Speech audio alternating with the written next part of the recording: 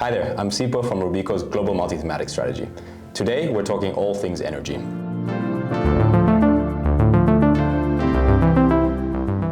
A topic which is clearly top of mind for investors given concerns around energy security as well as the massive infrastructure build-out that will be required to fuel this data center boom. On this topic, I'm happy to be joined by Emmerich today, who's our thought leader in the energy space. So yeah, happy to hear from you, Emmerich. What's top of mind for you right now? Thank you, Sifo. Thank you for having me. I think we see four main trends today in the grid space. The first one is that grids are facing an extended period of load growth, while the drivers have changed over time. Building electrification, industrialization, EV adoption, and also data center are the next drivers to boost the demand. Yeah.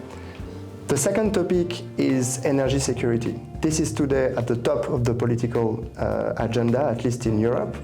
Energy policy has dramatically changed since the Ukraine war. If we do want to build a more resilient and independent energy system, one way to achieve this is through electrification. We're going to need to produce more, transport more, and store more electrons over time. From this, you can really understand very quickly why grids are so important and are the backbone of this transition. The third topic is making the grid smarter. It's not only about adding more lines and extending the network, it's also making it smarter. Renewables are intermittent by nature, it's also decentralized, so you need new solutions to cope with this increase in renewable and instability that they create. And then the fourth factor is the huge capex wave that we are seeing. The grid needs to be upgraded, and we already see throughout the world, and especially in the US and in Europe, a lot of capex coming in and supportive regulator, which will drive visibility and good returns for investors. Yeah, interesting. Obviously lots of moving parts there, but I think the aging grid is obviously a theme that has come up several times. I guess next question for investors is, what is the part of the ecosystem that you like the most? Who are the players in the space for you? There are two big players and two kind of like families in the field. The first one is utility companies and grid equipment providers. The first ones, they simply operate the grid, and the second one, they provide the tools to operate it. So it's like cable, it's transformers, it's switch box.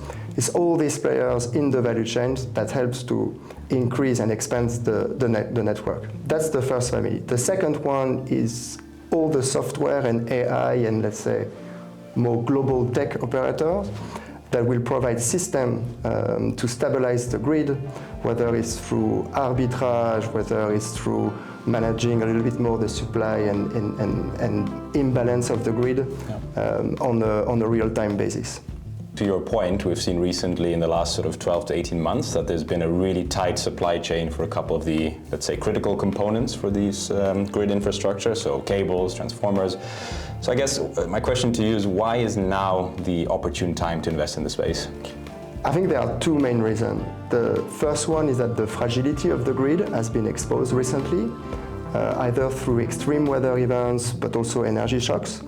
And we've seen blackout in countries, in developed countries, that you've never think would be possible before, but they have happened. That's the first one. And the second one is that the adoption of electrification is outstripping the investments. We see a rising demand for power. Investments are there, but they are yet to scale up enough to meet with this demand, with the backdrop of an aging grid and also tight supply chains. Interesting, yeah, definitely lots of structural change going on, and I think, yeah, pretty clear reasons why to do it now. So thanks, Emmerich, and looking forward to more of those discussions. Thank you, Sipo.